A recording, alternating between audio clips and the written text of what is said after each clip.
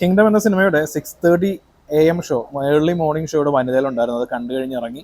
ഈ സിനിമേൻ്റെ ഒറിജിനൽ ലാംഗ്വേജിൽ തെലുങ്കിൽ തന്നെ കാണാൻ ആഗ്രഹിക്കുന്നവരുണ്ടെങ്കിൽ ഒരു കാര്യം പ്രത്യേകം ശ്രദ്ധിക്കുക, ഈ സിനിമയ്ക്ക് ഇംഗ്ലീഷ് സബ് ടൈറ്റിൽസ് അവൈലബിൾ അല്ല. ഇനി മൾട്ടിപ്ലക്സുകളിൽ സബ് ടൈറ്റിൽ ഉണ്ടോ എന്ന് എനിക്കറിയില്ല, ഇല്ല എന്നാണ് ഞാൻ അറിഞ്ഞത്.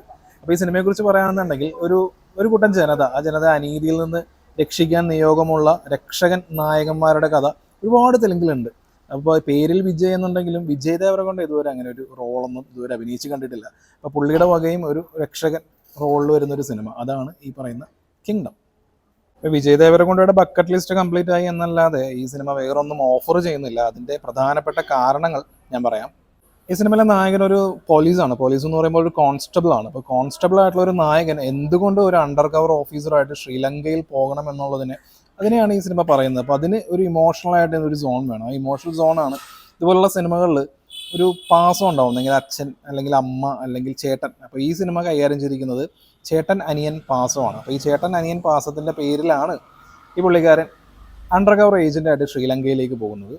അപ്പോൾ ശ്രീലങ്കയിൽ എത്തുമ്പോൾ ചേട്ടന് മാത്രമല്ല, ഒരു കൂട്ടം ആളുകൾ അവരിങ്ങനെ വലിയ പവർഫുൾ, അതായത് പവർ ഡൈനാമിക്സിൻ്റെ കുറേ കാര്യങ്ങളൊക്കെ ഈ സിനിമ പറയുന്നുണ്ട്. അപ്പോൾ പവർഫുള്ളായിട്ടുള്ള ആളുകളുടെ കീഴിൽ ഒരു അടിമകളെ പോലെയൊക്കെ പണിയെടുക്കുന്ന അങ്ങനെ ഒരു കൂട്ടം ആളുകളുണ്ട്. അപ്പോൾ ഈ ചേട്ടൻ പിന്നെ ഈ ആളുകൾ ഇവരിടയിൽ എങ്ങനെയൊക്കെയാണ് ഈ കോൺഫ്ലിക്റ്റ് ഉണ്ടാകുന്നതെന്നൊക്കെയാണ് ഈ കിങ്ഡം എന്ന സിനിമ പറയുന്നത്. ഇതേ തീമിൽ തന്നെ പക്ക ഫയർ മോഡ് പടങ്ങൾ നമ്മൾ കണ്ടിട്ടുണ്ട്. അതായത് ഛത്രപതി പ്രഭാസിൻ്റെ, രാജമൗലിയുടെ പടം, അതുകൂടാതെ KGF, അങ്ങനെയുള്ള ഒരുപാട് പടങ്ങൾ ഇതേ മോഡിൽ വന്നിട്ടുണ്ട്. പക്ഷേ അതിൽ വരുന്ന പോലുള്ള ഒരു ലാർജർ ദാൻ ലൈഫ് അതുപോലുള്ളൊരു ഹീറോ അല്ല നമ്മുടെ നായകൻ. പുള്ളി അത്യാവശ്യം ഒരു വൾണറബിൾ ആയിട്ടുള്ള ഒരാളാണ്. അപ്പോൾ വൾണറബിൾ ആയിട്ടുള്ള ആൾ പുള്ളി എന്തുകൊണ്ട് ഈ സോണിലേക്ക്, അതായത് ഈ അനീതിക്കെതിരെ പ്രതികരിക്കുന്ന ഒരാളായിട്ട് മാറുന്ന ഒരു സിറ്റുവേഷൻസ് ഉണ്ടല്ലോ, ആ സിറ്റുവേഷൻസ് ഓർഗാനിക്കായിട്ട് ക്രിയേറ്റ് ചെയ്യണം, അല്ലെങ്കിൽ സിനിമാറ്റിക്കായിട്ടും ക്രിയേറ്റ് ചെയ്യാം. സിനിമാറ്റിക്കായിട്ടും ക്രിയേറ്റ് ചെയ്യുമ്പോഴും ഇമ്പാക്റ്റ് ഉണ്ടാവും, ഓർഗാനിക്കായിട്ട് വരുന്ന സിനിമകളും ഉണ്ട്.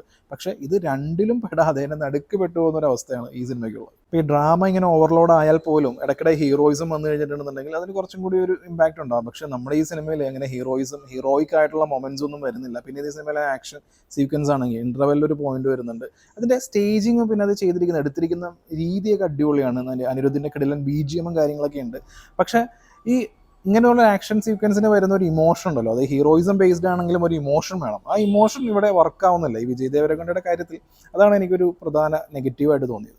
അങ്ങനെ ഇൻ്റർവെല്ല് കഴിഞ്ഞ് രണ്ടാം പകുതി സെക്കൻഡ് ഹാഫിലേക്ക് പോകുമ്പോഴും മൊത്തത്തിൽ മൂക്കും കുത്തി വീഴുന്ന ഒരു ഫീലാണ് എനിക്കുണ്ടായത്. അതിന് കാരണം റെഡ് വെഡ്ഡിങ് പോലുള്ള ഒരു സംഭവമൊക്കെ ഇവർ റീക്രിയേറ്റ് ചെയ്യാൻ നോക്കിയിട്ടുണ്ട്. പക്ഷേ അതിന് ഈ പറയുന്ന ഇങ്ങനത്തെ ഒരു സീക്വൻസ് ഒക്കെ ചെയ്യുമ്പോൾ നമുക്കൊന്നെങ്കിൽ വില്ലൻ ക്യാരക്ടർ ചെയ്യുന്ന ആളോടൊക്കെ നമുക്കൊരു ഭയങ്കര ദേഷ്യമോ അല്ലെങ്കിൽ ആ ഒരു രീതിയിലൊക്കെ എന്തെങ്കിലുമൊക്കെ ഒരു ഇമോഷൻ വേണം. കാരണം വെറുതെ ഇമോഷണലാണ്ട് ചുമ്മാ കുറേ സീക്വൻസും കാര്യങ്ങളൊക്കെ എടുത്ത് വെച്ചിട്ട് കാര്യമില്ലല്ലോ. ഇതിനകത്തെല്ലാം ഫ്ലാറ്റ് ആയിട്ടുള്ളതാണ്. അതായത് ഇമോഷണൽ ഹുക്ക് അല്ലെങ്കിൽ ഇമോഷണലി കണക്ട് ആവുക എന്നുള്ളൊരു സംഗതി തന്നെ ഈ സിനിമയിൽ എവിടെയും വരുന്നില്ല രണ്ടാം പകുതിയിൽ നിന്ന് മാത്രമല്ല, ഈ സിനിമയുടെ മൊത്തത്തിൽ അങ്ങനെ ഒരു സംഭവം ഇവിടെ വരുന്നില്ല. പിന്നെ വില്ലൻ ക്യാരക്ടേഴ്സ് അടക്കം ഇതൊക്കെ എന്തിനു ചെയ്തു കൂട്ടുന്നു എന്നുള്ളൊരു വൈ എന്നുള്ളൊരു ചോദ്യത്തിനുള്ള ഉത്തരവൊക്കെ തണുപ്പൻ രീതിയിലൊക്കെ അങ്ങനെയൊക്കെ തന്നെയാണ് വരുന്നത്. അങ്ങനെയൊക്കെ ഇങ്ങനെ പോകുന്ന സിനിമയിൽ പെട്ടെന്ന് ഒരു മാസ് സോങ് അനിരുദ്ധിൻ്റെ വക ഒരു കിടലൻ പാട്ടിട്ട് ഒരു ക്ലൈമാക്സ് അങ്ങ് തട്ടിക്കൂട്ടി എടുക്കുകയാണ്. അതായത് നമ്മളിങ്ങനെ ഇതുവരെ വന്ന് പെട്ടെന്ന് അങ്ങോട്ടേക്ക് ക്ലൈമാക്സ് ആവുകയാണ്, പടം തീരുകയാണ്. പക്ഷേ തീരുകയാണെന്ന് പറയാൻ പറ്റില്ല, ഇതിന് സെക്കൻഡ് പാർട്ട് കൂടി വരുന്നുണ്ട്. പക്ഷേ നമ്മളെ യാതൊരു രീതിയിലും ഇമോഷണലി ഹുക്കാവാത്ത രീതിയിലുള്ളൊരു പടത്തിന് സെക്കൻഡ് പാർട്ട് വന്നാലെന്ത് വന്നില്ലെങ്കിൽ എന്ത്. കഴിഞ്ഞ ആഴ്ച കണ്ട ഹരിഹര വീരമല്ലു ഇതുപോലെ തന്നെ ഒരു വ്യാഴാഴ്ചയായിരുന്നു. ആ പടം അങ്ങനെയൊക്കെ തന്നെയായിരുന്നു.